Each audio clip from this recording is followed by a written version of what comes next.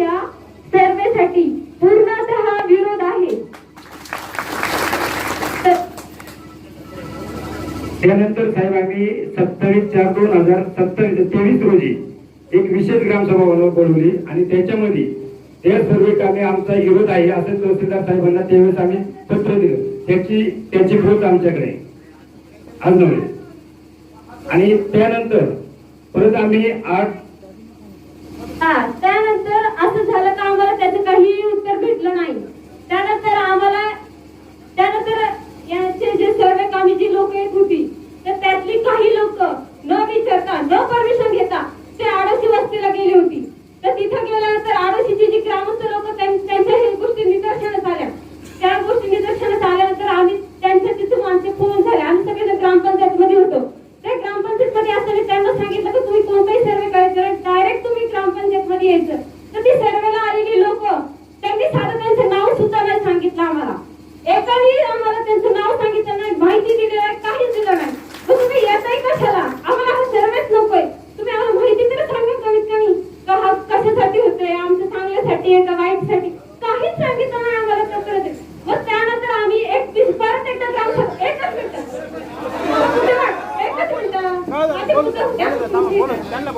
त्यानंतर आम्ही पुन्हा एकदा विशेष ग्रामसभा लावली कारण की का ती लोक तिथे आली। त्यानंतर आम्ही एक लगेच विशेष ग्रामसभा लावली। त्यानंतर आम्ही एक ग्रामसभा लावल्यानंतर आम्ही कलेक्टर ऑफिसला सर्व ग्रामस्थ मिळून आम्ही कलेक्टर ऑफिसला हे बिचारी बघितले तिच्या ग्रामपंचायतचं म्हणणं मांडते आम्ही काय ऐकायला आलोय? ऐका, आम्ही सुद्धा या गोष्टीसाठी अननोन आहे, आम्हाला माहितच नाही काय घडलंय तुझ्या काळामध्ये। आताशी आम्हाला कळलं की पत्र आलं होतं 27/3/2023 ला पत्र आलं। हे पत्र घेऊन त्यांनी विशेष ग्रामसभा लावली। विशेष ग्रामसभामध्ये यांनी नकार दिला। त्यावेळेच्या आमदारांना ते भेटले न भेटले आम्हाला अजून काय मला माहिती घ्यायची आहे। पण माझं म्हणणं असेल त्यांचा अनुभव तर ऐकायला गेले आपण सर्वजण। शांतता धरा, 2 मिनिटं जाऊ द्या, बोलू द्या।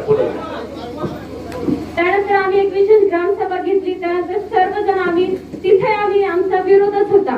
तर आम्ही सर्वजण ग्रामस्थ मिळून आम्ही कलेक्टर ऑफिसला गेलो।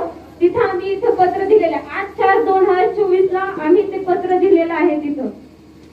त्याचे उत्तर आम्हाला काही भेटलेलं नाहीये तिकडनं। याच्या अनुषंगाने आम्हाला जे साहेब तुम्ही आता प्रदूषण मंडळाचं तुम्ही सांगितलं आम्ही सर्वे केला। तुम्ही जो प्रोजेक्ट रिपोर्ट बनवला तो कोणाला विचारून बनवला आणि कोणाच्या परवानगीने बनवला हेच आम्हाला कोणाला विचारायचं। तुम्ही जे प्रोजेक्ट रिपोर्ट आणला ना आम्हाला समजावायला तो बिलकुल तो ग्रंथ तुमच्या घरी ठेवा, आम्हाला मान्य नाही तो ग्रंथ।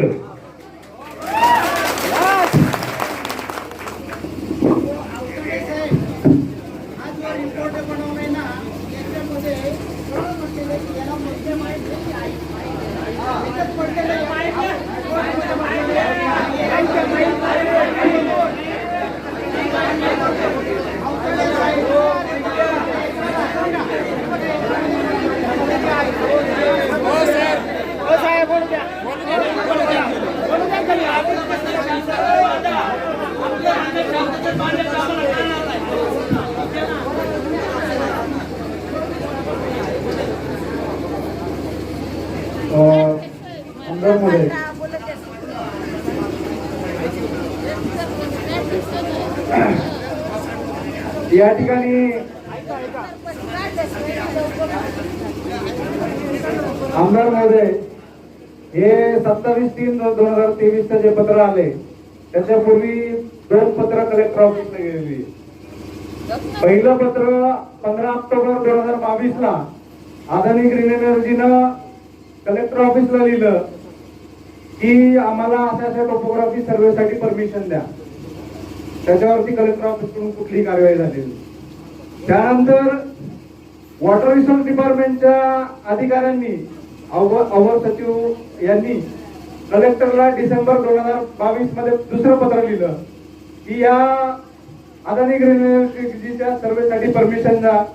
त्याच्यावरती कलेक्टर ऑफिस मधून कुठलीही कारवाई झाली नाही।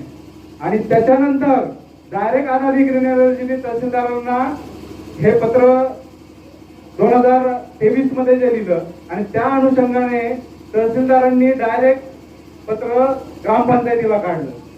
मला सांगा, जर 2022 मध्ये दोन वेळा पत्रव्यवहार कलेक्टर ऑफिसला झालाय, कलेक्टर ऑफिसने या ठिकाणी उत्तर द्यावं, त्या पत्रांना उत्तर का दिली नाही, परमिशन का दिली नाही?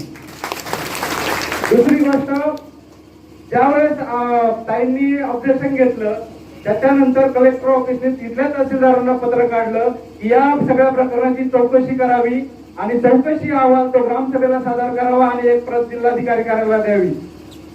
माझा इथल्या तहसीलदारांना प्रश्न आहे, तो चौकशी अहवाल कुठे? त्या प्रकरणाचा चौकशी अहवाल कुठे? त्यामुळं आमदार साहेब, ह्याच्यामध्ये प्रोसिजर लॅब्स खूप झालेले आहेत, त्यामुळे आमचं म्हणणं जे आहे, वारंवार सोमनाथ असेल, संजू असेल किंवा गागरे साहेब असतील किंवा सगळ्यांचं म्हणणं आहे की हा अहवाल तयार करण्यापूर्वी जी प्रोसिजर व्हायला पाहिजे होती ती झालेली नाही. त्याच्या संदर्भात जी काही पत्रव्यवहार झालेले अदानी ग्रीन एनर्जीकडून, त्या संदर्भात पहिल्यांदा कलेक्टर ऑफिसने त्यांना या सर्वेसाठी परमिशन दिली आहे का नाही हे आता या ठिकाणी तुम्ही पत्रव्यवहार त्याचा दाखवावा. परमिशन जर दिली असेल तर कुठल्या कायद्याच्या आधारे आणि कशी दिली हे या ठिकाणी जाहीर करावं. मला वाटतं माझं बोलणं झालंय. आम्हाला विनंती करतो की थोडं किसान सभेचे जे राज्याचे सचिव आहेत ते या ठिकाणी आपली भूमिका. आम्ही या सगळ्या प्रकरणात किसान सभा शेतकरी जवळपास 1 वर्षापासून या सगळ्या प्रक्रियेमध्ये सहभागी आहोत. आणि मी आपल्याला आमदार महोदय सांगतोय आणि प्रदूषण मंडळाचे अधिकारी आणि माननीय प्रांत अधिकारी, पोलीस अधिकारी, आमच्या सगळ्या लोकांनी जे प्रश्न उपस्थित केले ते कायद्याला धरून आहेत. त्याचा फक्त मी एक पॅराग्राफ वाचून दाखवतो जरा. त्यांनी मला जे सांगितलं आता ते म्हटलं की सर्वेक्षणाच्या संदर्भामध्ये तहसीलदारांनी त्यांना 27/3/2023 ला पत्र दिलं. प्रक्रिया पेसा कायद्यानुसार बरोबर आहे का? 100% चुकीची आहे. ते कसे ना ते कायदा वाचून दाखवतो साहेब. हे ग्रामसभेला दिलं पाहिजे, हे ग्रामसभेशी बोललं पाहिजे. तहसीलदारांनी दिलं, तहसीलदारांना दिल्यानंतर तहसीलदारांनी हे पत्र यांना दिलं. त्याच्यावर ग्रामपंचायतीने, तिथल्या ग्रामसभेने 27/4/2023 ला त्यांचं पत्र दिलं की अशा प्रकारचं काही सर्वेक्षण इथे करू नका, आमच्या ग्रामसभेशी चर्चा करा, आपण बोलू. अत्यंत बरोबर पत्र दिलं. त्यांचा ठराव दिला, तुमचा ठराव दिला ना, यांनी 27/4/23 ला ठराव दिला.